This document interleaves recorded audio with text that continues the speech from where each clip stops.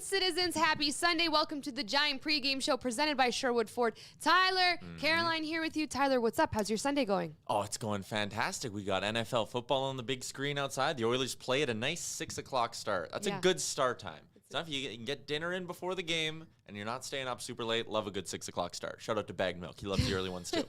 Awesome. Okay, let's recap the Oilers versus the Kraken. Not the best game for the Oilers. They lost 4-3. They do have a record right now of 16-6-0. So it's one of those moments where, like, we know that these games may come here and there. Yeah. It's not a time to panic, but we should address some issues that we saw. Firstly, though, let's give a shout out to Evan Bouchard, who, as a rookie, is continually producing. He also had a goal and assist against the Pens. He had a goal and assist against the Seattle Kraken. What are we seeing from this guy that we love so much, and how important is he to our defense? Yeah, I mean, we gave a lot of love to guys like Broberg and Russell on the left side who have really stepped up with all the injuries, but Evan Bouchard turning into a top four and a legitimate, real good top four defenseman right in front of our eyes so far this season. So far on the year, he's top 20 in defenseman scoring, and that's despite the fact that he doesn't play on the power play. He's third amongst defensemen in power play time on ice, even though Darnell Nurse has missed like 6 games.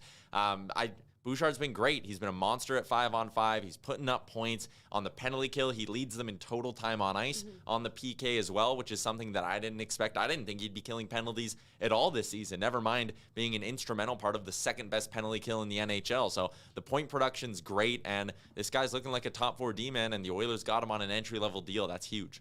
You said his name, Darnell Nurse. He's back tonight. How important and crucial is it to have Darnell Nurse back in the lineup and contributing to this team? Yeah, he needs it. Like, they went 4-2 without Nurse, which is incredibly impressive. But at the same time, I think we were starting to see, especially in that last game against the Seattle, some of the effects of guys like Chris Russell constantly having to play 25-plus minutes. And Darnell Nurse is a minute muncher. I mean, he's played 25-plus in 9 games already this season, 11 assists on the year, leads the team in PK time on ice per game as well. First game since November 18th. He's going to shuffle everybody down on that left side. And all of a sudden, Chris Russell maybe only has to play 16 or 17 minutes. And Philip Broberg only has to play, 18, 19, 20 minutes. And everyone's in a better range for their games when Darnell Nurse is there and playing 25-plus minutes a game. So it's a huge, huge welcome back.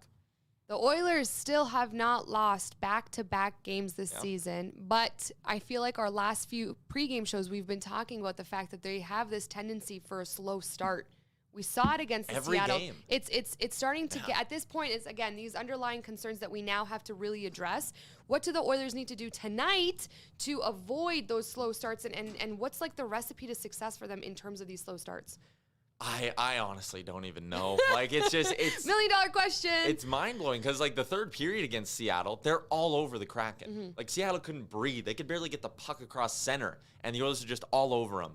And you just sit there and you go, why can you not do this in the first 20? You know what time the game's starting. It's the same thing. You do your warm-ups, you go back in, and the puck drops in the first period. And it's just, they're always flat. It makes no sense, Caroline. I do not get it. And I don't know. Like, Will's talking here in the chat. Does anyone start to look at Tippett? Why can't we be ready for games? I'm always one to say it's not on the coach to motivate these guys. They're professional athletes. They should know how to start a game well. It's inexcusable. It's got to change, but I'm sitting here and I don't have the answers, so. I agree. I mean, when I used to play, I had a bad game, I would never be like, oh, it's because coach didn't pump me up. Like, you're a grown adult, you're mature, this is what you're doing for a living, it's your career, you got to find it in you to show up every single day. So I don't know what it is with this Oilers team, but they really got to get it tonight. Maybe you got to like start the fourth line or start the third line and have them just go out for a shift and say, hey, go out and hit everything that moves and get some energy earlier on and do something different, because, again, it's just something doesn't click for them in the first 20 minutes of the hockey games. I don't get it. Our boy Stuart Skinner, 30 saves on the night. Not his best performance. Everyone had Stuart Skinner fever a few weeks ago. Not that we don't have it anymore, but would Mikko Koskinen have been the more sound choice since he's kind of had that momentum? Yeah. As opposed to going with Stuart Skinner against the Kraken. Yeah, like we talked about it. Like, you have to rest Koskinen at some point, because if you play him too much, play falls off a cliff, and yada, yada, yada. Skinner, the first 2 goals he probably wants back. That one he gave up to Yanni Gourde was ugly. Even the Adam Larson one I didn't like. But in the third period, there was probably 3 points where Seattle did get a really good look, and Skinner made 3 really important saves that kept the Oilers in that game late. So it wasn't a great start from Skinner, but I would still argue he gave them a chance to win, and he's done that in pretty much every game he's played. So no problem with Skinner getting that start at the end of the day. I am kind of happy they get Mikko going tonight, and they have a great record on home ice. Mikko's great on home ice. Should be a good night. All right, Seattle Kraken game in the books. Let's stop talking about it. Let's move on to the opposition report presented by Yegburger. The boys are back at Rogers Place, just like Tyler just said, taking on the LA Kings, who are 9-4. Anze Kopitar leads the Kings in points with 23, 8 goals, 15 assists so far in the season. This is a must-win for the Oilers. What can us fans expect from this Kings team? Yeah, the LA Kings, they started the year really, really strong. As you can see here, they're 9-4 on the year. Not only are they coming off a loss to the Calgary Flames, they have just 3 wins in their last 10 games. They've lost 2 in a row. They lost to the Ducks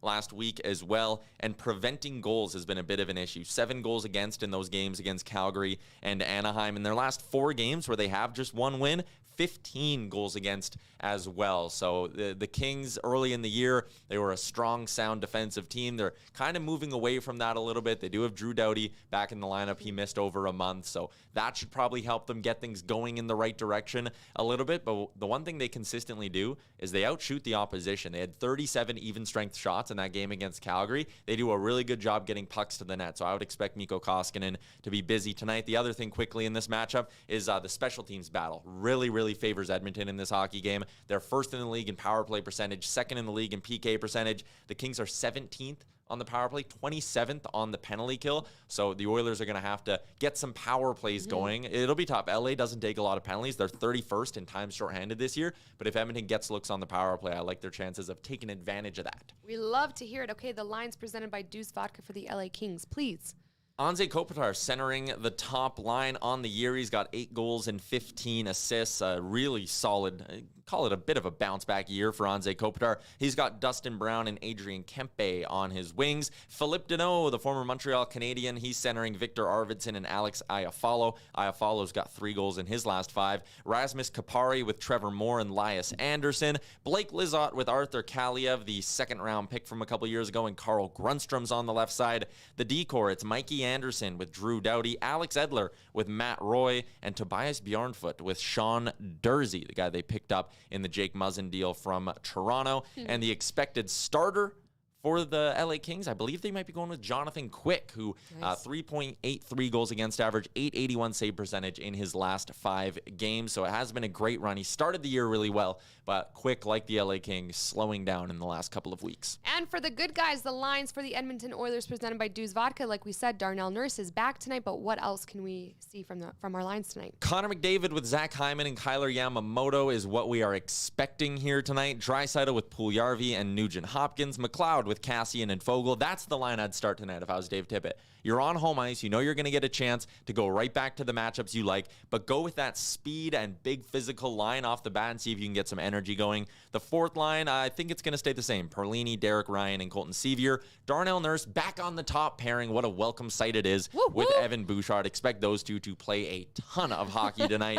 Chris Russell with Tyson Barrie and William Lagesson with Philip Broberg is your third pairing. So Marcus Niemelainen coming out of the lineup, and starting between the pipes is the boy Mikko Koskinen, 3-0-0, 2.33, 929 save percentage. He's been great in his last 3 appearances, and they will need him to be great once again here tonight. What's his record right now? 12-2? Yes, I think he's 12-2. Crazy. It's insane. Where are you putting your money tonight, Tyler Urumchuk? Bet of the game presented by PointsBet. Yeah, let's see what our friends at PointsBet have going on. The Oilers, massive favorites in this hockey game. They're minus 200 on the money line. They're plus 125 on the puck line. I actually don't mind that at all. They're minus 131 in regulation. PointsBet has a cool little prop centered around Connor McDavid. If you scroll through their site a little bit, you can get a player to score plus their team to win. So McDavid to score and the Oilers to win is plus 45. I actually don't mind that, but it is not where I'm going for my bet of the game, which is 13-10 on the year. 2 straight wins thanks to a Draisaitl goal. We're up 1.3 units. I like the Oilers team total. It's set at 3.5 goals. It's plus 105.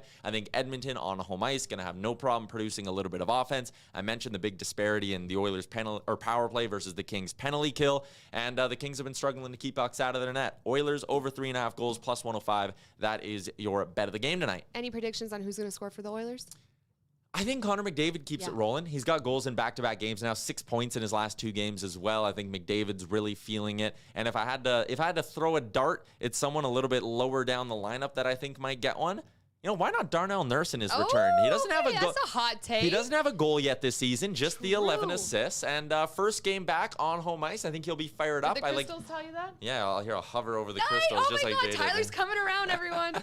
Love it. But yeah, I'll take Nurse to score. Give me one, Caroline. Who do you think's gonna I score? think Ryan Nugent-Hopkins, of course, guys, your Zodiac report. He's an Aries, which are known to be bold, extremely ambitious, and not afraid of a challenge. He had 2 assists against the Kraken. We've seen so many good things and positive things from Ryan Nugent-Hopkins this season. I think he keeps it going tonight. He leads the team in terms of his leadership on and off the ice, and I think that, you know, he gets a goal tonight for our Oilers, and the boys are not losing back-to-back games. This little guy, this crystal right here, we leave this crystal in the office behind the green screen, so it's here with the other crystals right now, and then we're going to leave it here, and we're going to win. It's just how it works here in Edmonton.